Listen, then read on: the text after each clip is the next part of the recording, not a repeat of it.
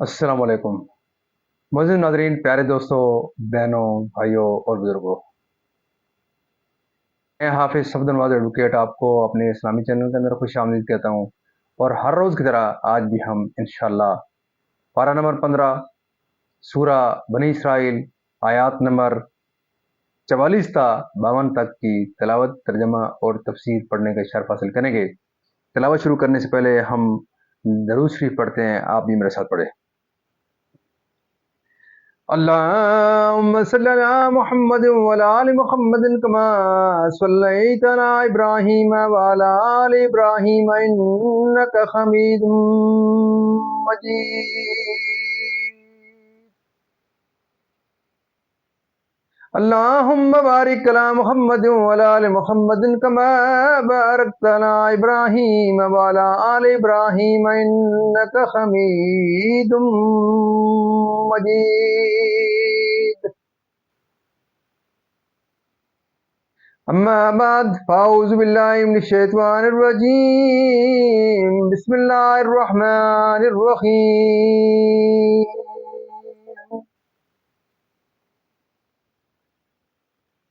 تسبح له السماوات السبع والأرض ومن فيهن وَإِن مِّن شَيْءٍ إِلَّا يُسَبِّحُ بِحَمْدِهِ وَلَٰكِن لَّا تَفْقَهُونَ تَسْبِيحَهُمْ إِنَّهُ كَانَ حَلِيمًا غَفُورًا. وَإِذَا قَرَأْتَ الْقُرْآنَ جَعَلْنَا بَيْنَكَ وَبَيْنَ الَّذِينَ لَا يُؤْمِنُونَ بِالْآخِرَةِ حِجَابًا مَّسْتُورًا. وَجَعَلْنَا عَلَىٰ قُلُوبِهِمْ أَكِنَّةً أَن يَفْقَهُوهُ وَفِي آذَانِهِمْ وَقْرًا.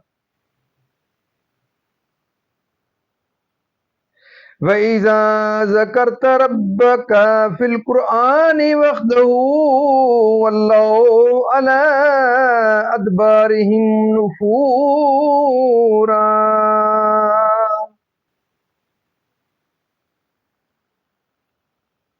نَحْنُ أَعْلَمُ بِمَا يَسْتَمِعُونَ بِهِ إِذْ يَسْتَمِعُونَ إِلَيْكَ وَإِذْ هُمْ نَجْوَىٰ إِذْ يَقُولُ الظَّالِمُونَ إِن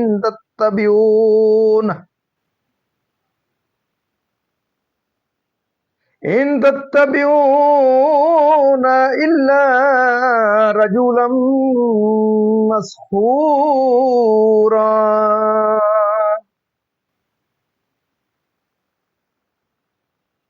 انظر كيف ضربوا لك الأمثال فضلوا فلا يستطيعون سبيلا.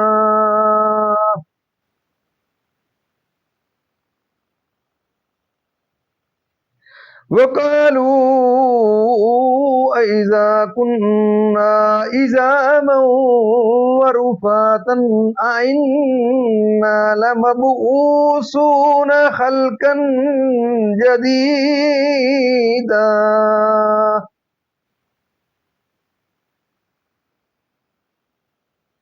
قل كونوا حجارة أو حديدا أو خلقا مما يكبر في صدوركم فسيقولون من يعيدنا قل الذي فطركم أول مرة فسينغضون إليك رؤوسهم ويقولون متى هو قل عسى أن يكون قريبا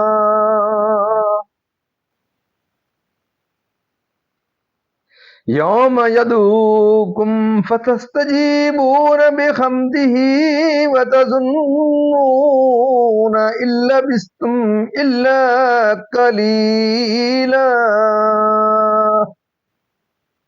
صدق اللہ العظیم۔ ترجمہ: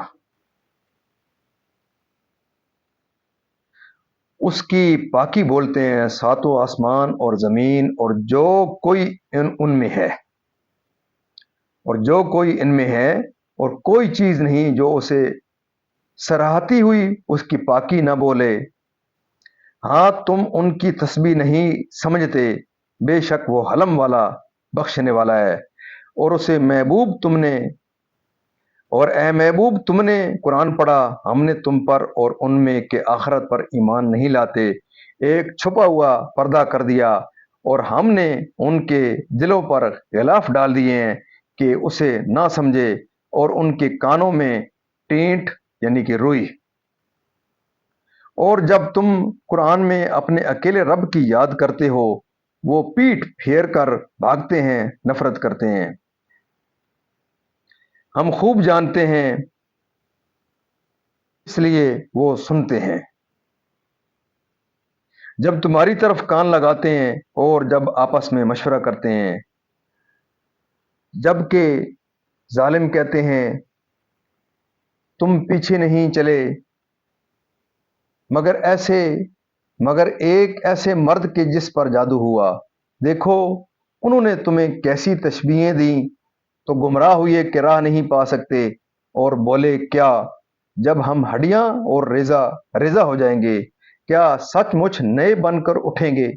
تم فرماؤ کہ پتھر یا لوہا ہو جاؤ یا اور کوئی مخلوق جو تمہارے خیال میں بڑی ہو، تو اب کہیں گے ہمیں کون پھر پیدا کرے گا؟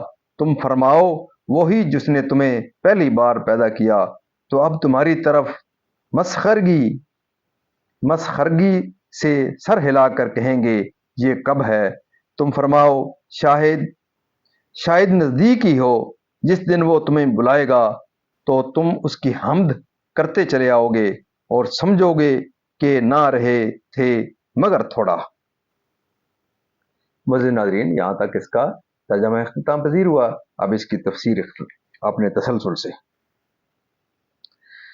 تفسیر: زبان حال سے اس طرح کے ان کے وجود سانے کے قدرت و حکمت پر دلالت کرتے ہیں، یا زبان کال سے، اور یہی صحیح ہے۔ احادیث کثیرہ اس پر دلالت کرتی ہیں، اور سلف سے یہی منقول ہے، جماد و نبات و حیوان سے زندہ۔ حضرت ابن عباس رضی اللہ تعالیٰ عنہما نے فرمایا، ہر زندہ چیز اللہ تعالیٰ کی تسبیح کرتی ہے، اور ہر چیز کی زندگی اس کے حسب حیثیت ہے۔ مفسرین نے کہا کہ دروازہ کھلنے کی آواز اور چھت کا چٹکنا یہ بھی تسبیح کرتا ہے، اور ان سب کی تسبیح سبحان اللہ و بحمدہ ہی ہے۔ حضرت ابن عباس رضی اللہ تعالیٰ عنہ سے منقول ہے کہ رسول کریم صلی اللہ علیہ وسلم کی انگشت مبارک سے پانی کے چشمے جاری ہوتے ہم نے دیکھے، اور یہ بھی ہم نے دیکھا کہ کھاتے وقت میں کھانا تسبیح کرتا تھا۔ بخاری شریف۔ حدیث شریف میں ہے، سید عالم صلی اللہ علیہ وسلم نے فرمایا کہ میں اس پتھر کو پہچانتا ہوں جو میری بعثت کے زمانہ میں مجھے سلام کیا کرتا تھا۔ مسلم شریف۔ ابن عمر رضی اللہ تعالیٰ عنہما سے مروی ہے کہ رسول کریم صلی اللہ علیہ وسلم لکڑی کے ایک ستون سے تکیہ فرما کر خطبہ فرمایا کرتے تھے۔ جب ممبر بنایا گیا اور حضور ممبر پر جلوہ افروز ہوئے تو وہ ستون رویا۔ حضور علیہ الصلاۃ و تسلیمات نے اس پر دست کرم پھیرا اور شفقت فرمائی اور تسکین دی۔ بخاری شریف۔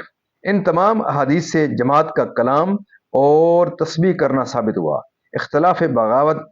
اختلاف لغات کے باعث یا دشواری ادراک کے سبب کہ بندوں کی غفلت پر عذاب میں جلدی نہیں فرماتا کہ وہ آپ کو دیکھ نہ سکیں۔ شان نزول: جب آیت تبت یدا نازل ہوئی تو ابو لہب کی عورت پتھر لے کر آئی، حضور ماں हज़रत अबू बकर रजी अल्लाह ताला अन्हो के तशरीफ़ रखते थे, उसने हजूर को ना देखा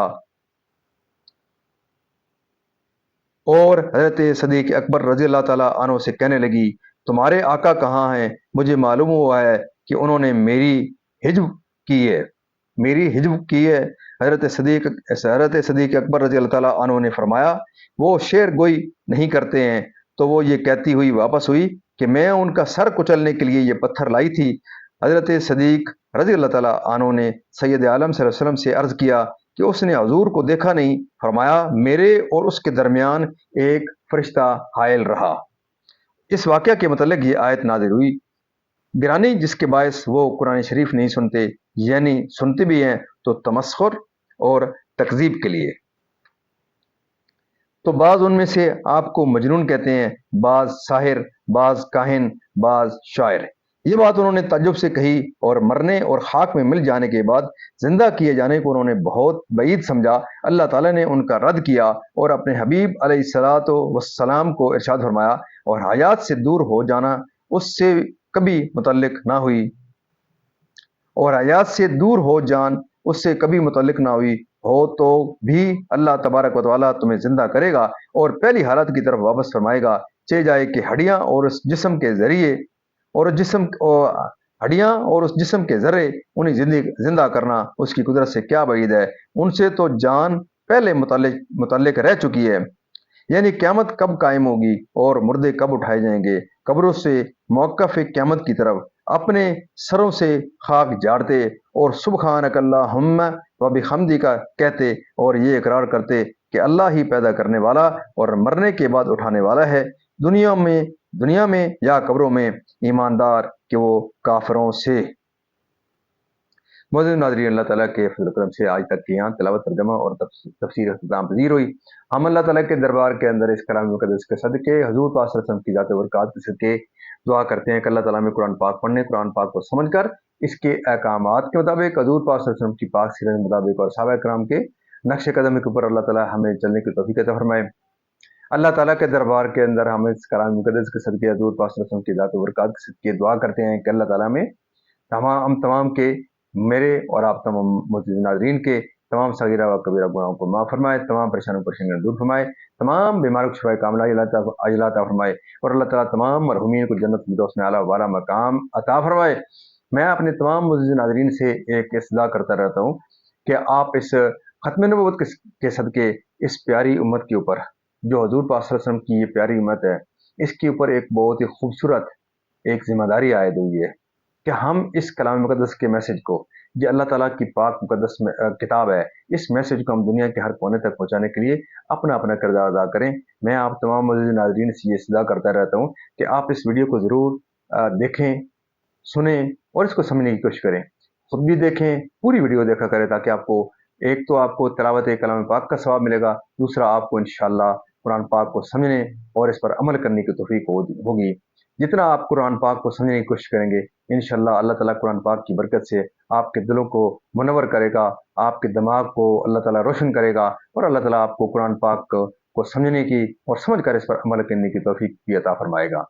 इसको इसलिए आपसे ये सज़ा है कि आप मेरे यूट्यूब के चैनल को ज़रूर लाइक शेयर किया करें, सब्सक्राइब किया करें, खुद भी देखें, अपने बच्चों को, अपने अजीज़ अक़रबा को, और जहाँ तक आप इस मैसेज को, इस कलाम मुक़द्दस के मैसेज को आप जहाँ तक आप पहुँचा सकते हैं, ज़रूर दूसरे दोस्तों को भी इसकी तरफ राग़िब करें, तलक़ीन करें, तरग़ीब करें और उनको तबलीग करें। अल्लाह ताला आपकी इस काविश को अपने दरबार आलिया में कबूल व मंजूर फरमाए और दिन क़यामत आपको और मुझे हज़ूर पाक सल्लल्लाहु अलैहि वसल्लम की इस कलाम मुक़द्दस के मैसेज की वजह से अल्लाह ताला के दरबार के अंदर शिफा नसीब फरमाए। आमीन सुम्मा आमीन।